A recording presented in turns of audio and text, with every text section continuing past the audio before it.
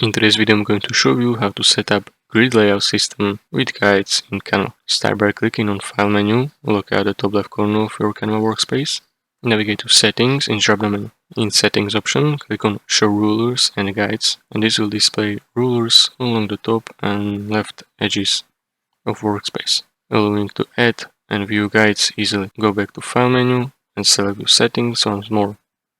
Click on Add Guides, and this opens up various options for adding guides to your workspace. You have several preset options. Click on Custom to define number of rows and columns and set gap between them. In Custom Settings, you can specify number of columns and rows you want. Set gap between columns and rows by entering value. If you want margins, you can also set margin distance from border.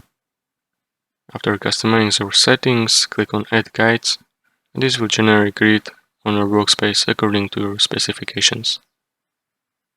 To avoid accidentally moving your guides, you can lock them. Go to File, Settings, and select All Guides. If you need to adjust your guides later, you can unlock them by deselecting Lock Guides option.